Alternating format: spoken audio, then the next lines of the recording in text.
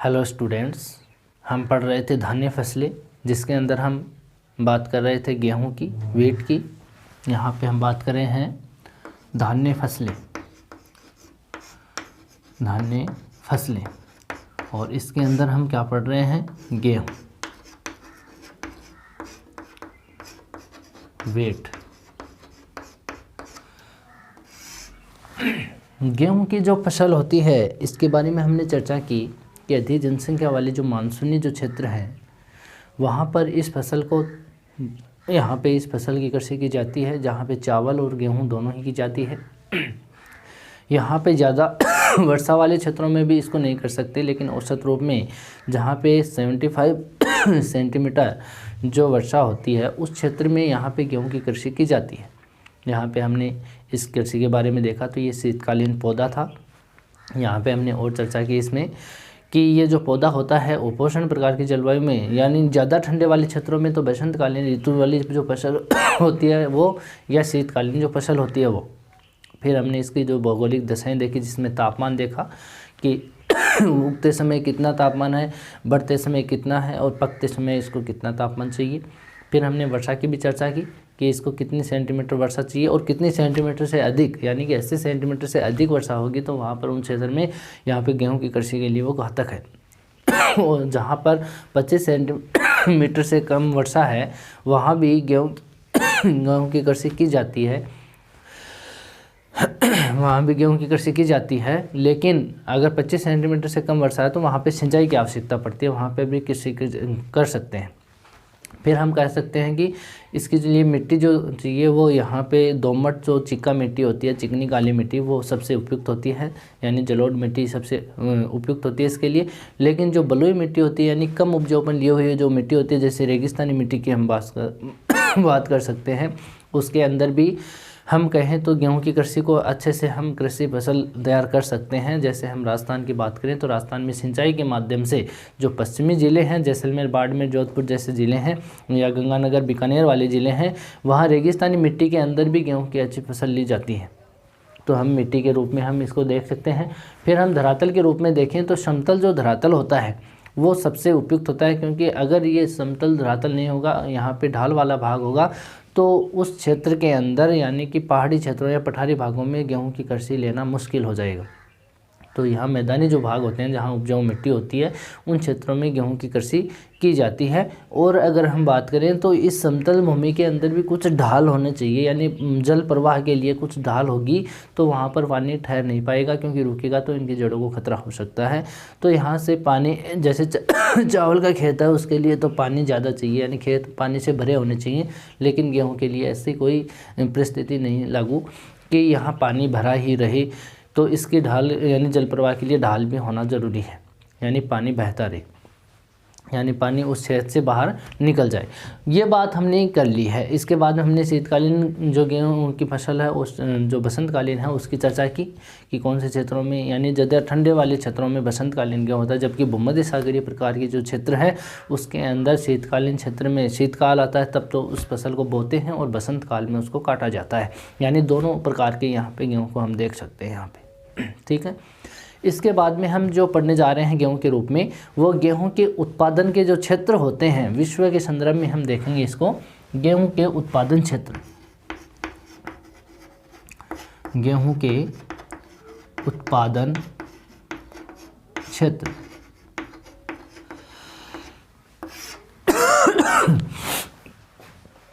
इसमें देखें तो मध्य अक्षांश जो क्षेत्र है वहाँ पर गेहूं को सबसे ज़्यादा अधिक उगाया जाता है। हमने बात की शीतोष्ण कटिबंधीय पौधा है, तो मध्य अक्षांशों में अधिक उगाया जाएगा। भारत और ऑस्ट्रेलिया को छोड़कर अधिकांश जो गेहूं होता है वो मध्य अक्षांश में होता है, जबकि जो भारत और ऑस्ट्रेलिया है वो यहाँ पे मध्य अक्षांश में नहीं है। मध्य अक्षांश का मतलब होता है कर्क और आर्कटिक जो वर्त है, कर्क रेखा और उनके मध्य में, या मकर रेखा या अंटार्कटिक रेखा के मध्य, जो मध्य अक्षांश की श्रेणी में आते हैं। यहाँ पे भारत को देखें तो भारत कर्क के उत्तर में भी है और दक्षिण में भी है। तो हम कह सकते हैं भारत और ऑस्ट्रेलिया जैसे देशों को छोड़ करके अधिकांश जो गेहूं की फसल तैयार की जाती है वो मध्य अक्षांशों में ही की जाती है। उत्पादक क्षेत्र के रूप में हम देखें तो उत्पादक क्षेत्र के अंदर रूस है, रूस में यूक्रेन प्रदेश है और एक साइबेरिया है। इन दोनों का जो स्टेपीज प्रदेश है उनके अंदर हम इसके उत्पादन क्षेत्र देख सकते हैं। तो उत्पादन क्षेत्र में सबसे पहला लें तो रूस के यहाँ पे रूस के यूक्रेन प्रदेश व साइबेरिया का स्टेपीज प्रदेश, कौन सा होगा?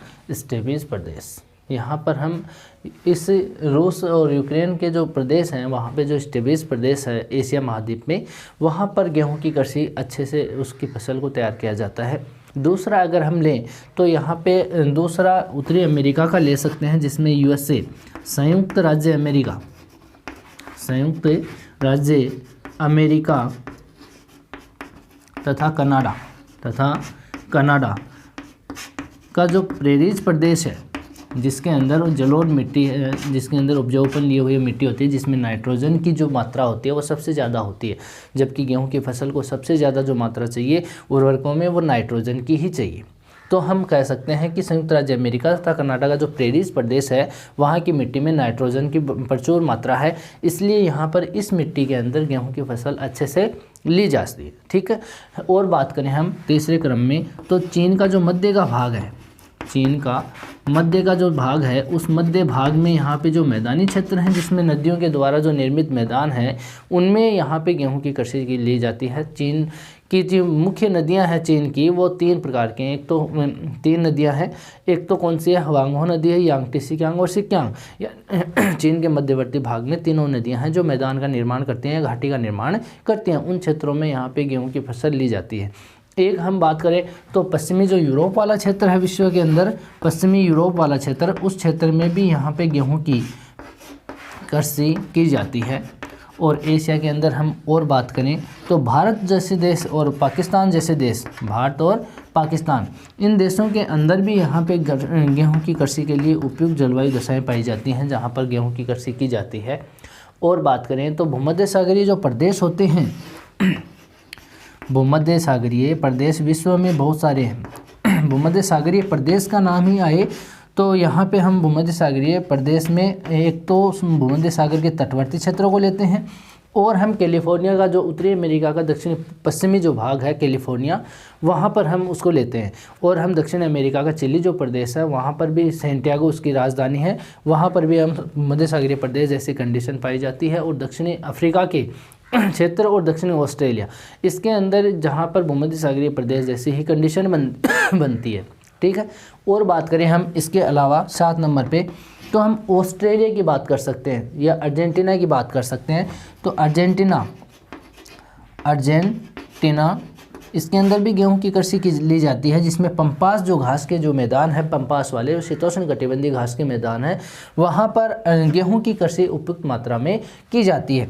और बात करें हम तो यहाँ पे जो पश्चिमी ऑस्ट्रेलिया है, पश्चिमी ऑस्ट्रेलिया, इसके अंदर भी विश्व के अंदर यहाँ पे गेहूं की कृषि ली जाती है। दक्षिणी ऑस्ट्रेलिया में, यहाँ पे कौन सा है? दक्षिणी ऑस्ट्रेलिया। हमने बात की कि जो विश्व के संदर्भ में अगर देश देखें तो शीतोष्ण कटिबंधीय जो घास के मैदान है वहाँ पर उपयुक्त मिट्टी के कारण गेहूं की फसल ली जाती है। जैसे हम बात करें स्टेपीज प्रदेश की या प्रेरीज प्रदेश की, स्टेपीज तो कहा यूरेशिया वाला क्षेत्र है जो रूस वाले भाग में है। फिर हम प्रेरीज की बात करें तो यूएसए और कनाडा के मध्य जो क्षेत्र है वो प्रेरीज घास का मैदान है। दक्षिण अमेरिका की बात करें तो जो अर्जेंटीना का क्षेत्र है, जो अर्जेंटीना वाला, वहाँ पर जो शीतोष्ण कटिबंधीय घास का मैदान है उसको हम पंपास कहते हैं। क्या कहते हैं? पंपास। और दक्षिण अफ्रीका के अंदर भी ऐसा क्षेत्र है जिसको डाउन्स कहते हैं, दक्षिणी ऑस्ट्रेलिया में इसको वेल्ड्स कहते हैं। तो इन क्षेत्रों के अंदर गेहूँ की कृषि ली जाती है। हम इसको अगर उत्पादक देशों की दृष्टि से देखें तो मोटे तौर पर हम 3 श्रेणियों में इसको बांटते हैं। प्रथम श्रेणी, ध्यान से सुनना, प्रथम श्रेणी में वो देश आते हैं जो गेहूं की कृषि अपने उपभोग के लिए तथा आत्मनिर्भर होने के लिए की जाती है। यानी वह देश आते हैं प्रथम श्रेणी में। 3 श्रेणियों में बांटते हैं इसको हम, प्रथम, द्वितीय और तृतीय। प्रथम श्रेणी के अंदर वो देश आते हैं जो कि गेहूं की कृषि करते किस लिए हैं, अपने उपभोग के लिए, यानी अपनी पूर्ति करने के लिए, मतलब स्वयं पे आत्मनिर्भर होने के लिए। यानी जो देश हम जनसंख्या में भी पढ़ते हैं घनत्व के रूप में, यानी कि जो खाद्यान्न है, यानी पोषण घनत्व हम पढ़ते हैं उसके अंदर, तो हम कहते हैं खाद्यान्न के अंतर्गत जो भूमि आती है, तो उस अनुपात को अगर हम देखें कुल जनसंख्या और खाद्यान्न के अंतर्गत भूमि, तो हम उसके अंदर यही तो देखते हैं कि वो देश अपने आप में कितना आत्मनिर्भर है। तो यहाँ पर ये देश ऐसे हैं, इन श्रेणियों में बांटते हैं कि वो देश जो अपने आत्मनिर्भर होने के लिए, यानी अपने उपभोग के लिए गेहूं की कृषि करते हैं, या अपनी मांग के अनुसार वो अपनी पूर्ति कर लेते हैं, इतना वो करते हैं कि अपनी मांग की जितनी पूर्ति है वो कर लेते हैं।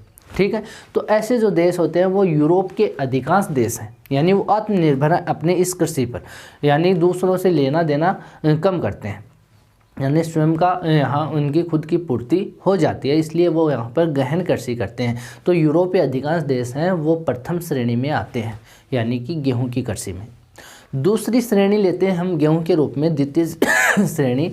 इसके अंतर्गत वे देश आते हैं जो उत्पादन तो काफ़ी करते हैं, वो देश आते हैं जो उत्पादन तो बहुत करते हैं लेकिन उनके अंदर जनसंख्या अधिक है, और अधिक होने के कारण उनकी जो मांग है उसकी पूर्ति नहीं हो पाती, इसलिए वो देश क्या करते हैं, बाहर से गेहूं का आयात करते हैं।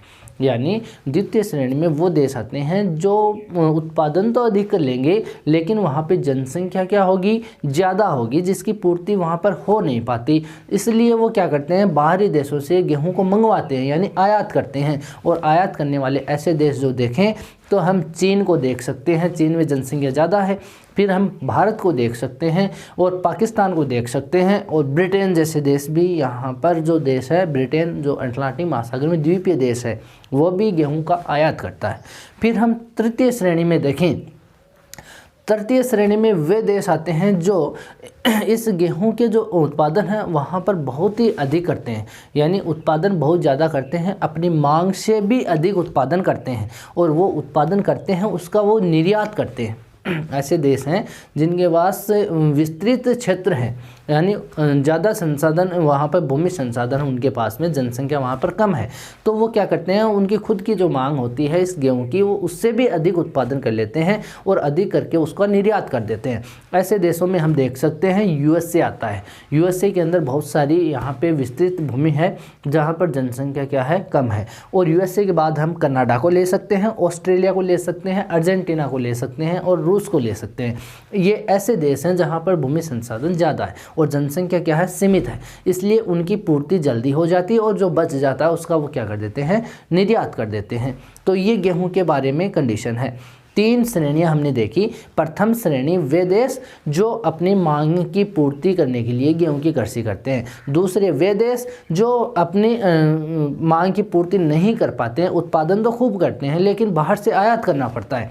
तीसरे वे देश होते हैं, यानी तीसरी श्रेणी में, कि वो अपनी मांग की से भी ज़्यादा उत्पादन करके और बाहर निर्यात कर देते हैं। तो इस देशों, यानी तीसरी श्रेणी के जो देश होते हैं वो विकसित देशों की श्रेणी में माने जाते हैं।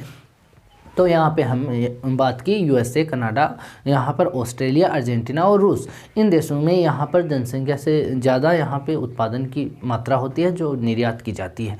यहाँ पर इसके बाद में हम बात करें तो इन भागों में जितना भी गेहूं की कृषि है वो अनेक तरीके से की जाती है। हम कहते हैं कि यहाँ पे गेहूं की कृषि किस तरीके से करते हैं, तो अनेक तरीके। इन देशों में हम कह सकते हैं कि जिन देश में हम कहें कि भूमि सीमित है वहाँ पर तो गहन कृषि की जाएगी, वहाँ पर तो जो खेती होगी वो गहरी होगी, यानी कि ज़्यादा उत्पादन करने के लिए वो की जाएगी। ठीक है, लेकिन जिस क्षेत्र में या जिस देश के अंदर हम कहें कि भूमि ज़्यादा है, जनसंख्या कम है, तो वहाँ पर विस्तृत कृषि की जाती है। तो गहन कृषि होती है, उसके अंदर प्रति हेक्टेयर उत्पादन अधिक होता है जबकि प्रति व्यक्ति आय क्या होती है, कम होती है। जबकि विस्तृत कृषि में इसका विपरीत है।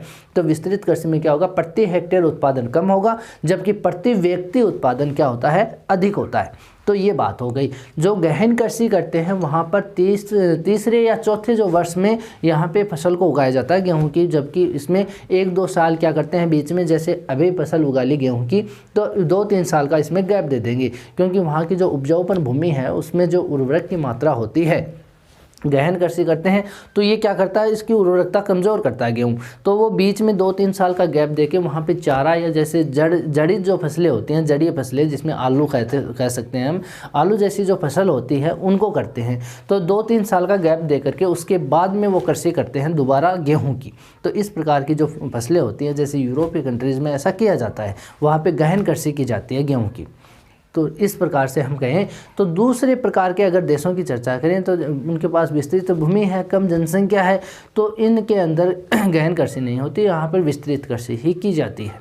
ठीक है, तो आगे बात करेंगे हम प्रति हेक्टेयर उत्पादन की दृष्टि से बात करें अगर गेहूं की, तो उसकी उपज इन देश मतलब हम कहें कि कौन से देश ऐसे हैं जहां पर अलग अलग प्रकार से प्रति हेक्टेयर उत्पादन किया जा सकता है। तो हम कहेंगे इसमें भी हम 3 प्रकार से इसको उपज की दृष्टि से बांटते हैं प्रति हेक्टेयर रूप में। तो हम कहें अधिकतम जो प्रति हेक्टेयर उत्पादन जो उपज करते हैं वो देश में अगर हम लें तो यूरोपीय जो देश हैं वो अधिकतम उत्पादन प्रति हेक्टेयर के रूप में लेते हैं, यानी गहन कृषि होती है वहाँ पर। और रूस जैसा देश भी ऐसा ही करता है, जो प्रति हेक्टेयर उपज के रूप में हम देखें तो औसत उपज उनकी होती है 2600 किलोग्राम प्रति हेक्टेयर। यहाँ पर हम 3 रूपों में देख सकते हैं, इसको एक बार देख लेते हैं, लिख लेते हैं ताकि आपको भी समझ में आए।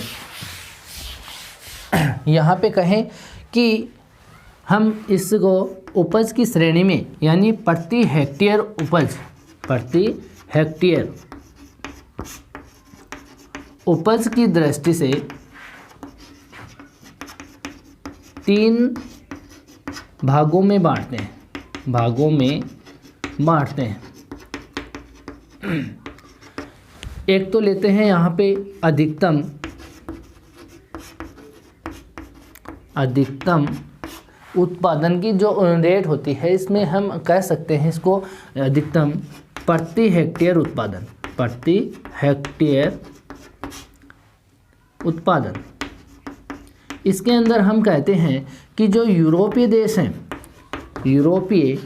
देश हैं और जो रूस है, इसके अंदर इस प्रकार की जो उपज होती है, ज़्यादा उपज यानी प्रति हेक्टेयर उत्पादन ज़्यादा करने के लिए, तो ये कहते हैं कि प्रति हेक्टेयर औसत रूप में हम कहें तो औसत जो उत्पादन होता है, इसका औसत जो उपज होती है वो 2600 किलोग्राम प्रति हेक्टेयर है, या एकड़ भी बोल सकते हो इसको। तो यहाँ पे कह सकते हो आप 2600 केजी यहाँ पर क्या होता है, 1 हेक्टेयर में यहाँ पे गेहूँ की फसल से गेहूँ उत्पन्न किया जाता है या उपजा जाता है। ठीक है, दूसरा हम बात करें जो मध्यम है, मध्यम प्रति हेक्टेयर उपज, प्रति हेक्टेयर उत्पादन। तो इसके अंदर भी हम देशों को देखें तो यहाँ पर वो देश आते हैं जिसके अंदर मध्यम श्रेणी यानी कि 2000 किलोग्राम प्रति हेक्टेयर औसत रूप में उपज होती है, जिसमें हम कह सकते हैं यूएसए है, ऑस्ट्रेलिया, भूमध्य सागरीय प्रदेश हैं। इसके अंदर कौन कौन से आएंगे, इसके अंदर यहाँ पे हम कहें तो जो उत्पादन की दृष्टि से देखें तो 4 देश आते हैं, 3 देश आते हैं जो कि यूएसए है, ऑस्ट्रेलिया और भूमध्य सागरीय प्रदेश। इसके अंदर भूमध्य सागरीय प्रदेश। ठीक है, फिर हम कहें इसमें जो उपज है वो कितनी है औसत रूप में, तो औसत उपज जो होगी वो कितनी है 2000 यहाँ पे केजी प्रति हेक्टेयर, यहाँ पे 2000 किलोग्राम प्रति हेक्टेयर प्रति क्या है, इसमें गेहूं की उपज है। फिर हम तीसरी श्रेणी में लेते हैं इसमें तो न्यूनतम प्रति हेक्टेयर उपज लें, तो इसके अंदर हम बात करेंगे न्यूनतम दृष्टि से तो एशिया के जो अधिकांश देश हैं, एशियाई देश, वो इस श्रेणी में आते हैं। एशियाई जो देश होते हैं वो इसी श्रेणी में आते हैं। तो यहाँ पर हमने इसकी बात कर ली है। ये तो हो गए गेहूं के विश्व संदर्भ में, यहाँ पर जो मुख्य क्षेत्र थे उनके बारे में हमने चर्चा की। अब जो हम पढ़ने जा रहे हैं गेहूं का जो विश्व का जो इसमें उत्पादन हो रहा है वो कितना हो रहा है, उसकी एक इंडेक्स बनाएंगे हम। इसके इंडेक्स क्या बनाएंगे हम, यहाँ पे गेहूं का विश्व में उत्पादन, यहाँ पे हम इसके इंडेक्स बनाते हैं, आप भी इसको नोट करना। यहाँ पर हेडिंग लगानी है अपने को, विश्व में गेहूं का उत्पादन, और ये उत्पादन जो है वो 2014 के अकॉर्डिंग का है, ठीक है। और ये लिया जाता है लाख मीट्रिक टन में, लाख मीट्रिक टन, समझ गए बात। ये किस में लिया जाता है? लाख मीट्रिक टन में। तो हम इसमें एक तरफ तो लिखेंगे देश, एक जगह लिखेंगे हम उत्पादन, विश्व में उत्पादन कितना हो रहा है उस देश का, और एक जगह लिखेंगे विश्व का प्रतिशत, विश्व का प्रतिशत, समझ गए बात। यहाँ पे हम जो लिखने जा रहे हैं, इसमें सबसे पहला जो देश लेंगे वो हम लेंगे चीन। कौन सा देश है? चीन देश है। चीन का जो उत्पादन होता है वो उत्पादन होता है यहाँ पे 1262 lakh metric ton, 1262 lakh metric ton. इसलिए ये जो इकाई है इसकी वो यहाँ पे रखी जाती है। यहाँ पे उत्पादन के साथ में यहाँ हर बार लिखना नहीं पड़े कि लाख मीट्रिक टन में उत्पादन हो रहा है, यहाँ पे एक साथ हम देख सकते हैं कि लाख मीट्रिक टन, ठीक है। विश्व का अगर प्रतिशत देखें तो यहाँ पे 17.3% विश्व का उत्पादन करता है चीन। फिर हम बात करें दूसरे नंबर पे भारत। किसकी बात करेंगे? भारत की। भारत का उत्पादन होता है 942 लाख मीट्रिक टन, और जो विश्व में प्रतिशत है इसका 12.9% है। फिर हम बात करें यहाँ पर रूस की। रूस जो है वो यहाँ पर 595 यहाँ पे उत्पादन करता है, और 8.2% इसमें विश्व का उत्पादन करता है। उसके बाद में हम यूएसए की बात करें, संयुक्त राज्य अमेरिका की बात करें, तो अमेरिका 554 लाख मीट्रिक टन उत्पादन करता है, और 7.6% इसमें विश्व का अंशदान है। यानी विश्व के प्रतिशत में कितना उत्पादन करता है? विश्व का 7.6% उत्पादन करता है।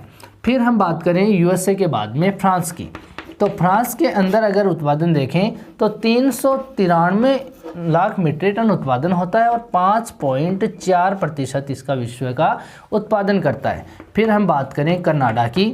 कनाडा जो है वो उत्पादन करता है 293, और विश्व में प्रतिशत है इसका 4.0। फिर हम बात करें जर्मनी की।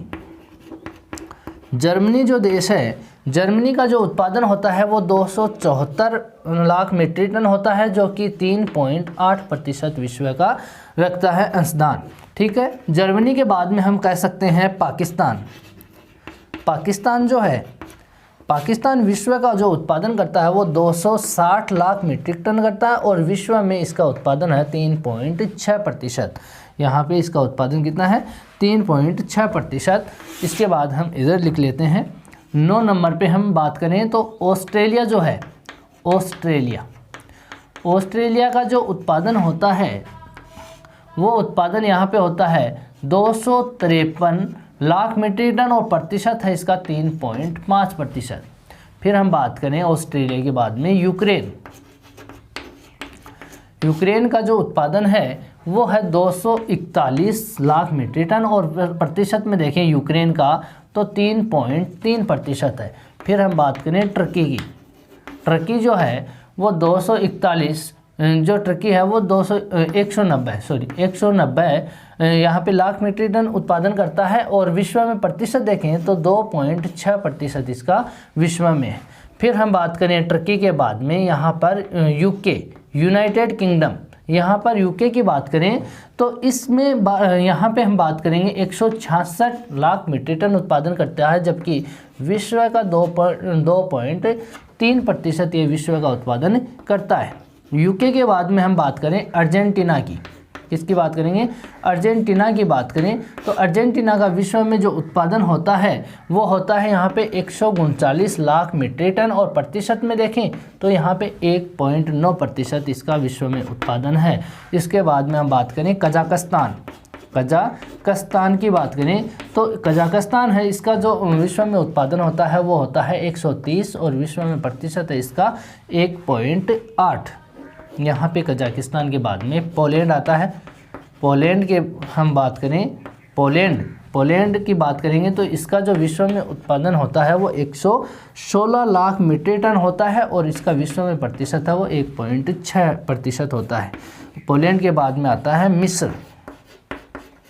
मिस्र, और मिस्र का जो उत्पादन होता है वो 93 लाख मीट्रिक टन होता है, जो विश्व का 1.3% होता है। यहाँ पे हमने यहाँ तक बात की तो यहाँ कुल देश आ गए, यहाँ पे कुल, और जो उत्पादन होता है वो 7,291 लाख मीट्रिक टन होता है, और प्रतिशत में हम इसको 100 मानते हैं। ठीक है, तो ये इंडेक्स आपको याद करनी है।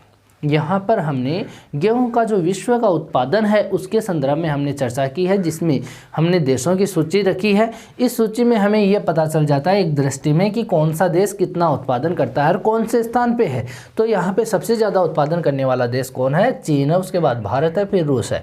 यहाँ पर हम इसके विश्व में अगर हम इन देशों की लोकेशन देखेंगे तो कौन से महाद्वीप में पाए जाते हैं उनको देख लो।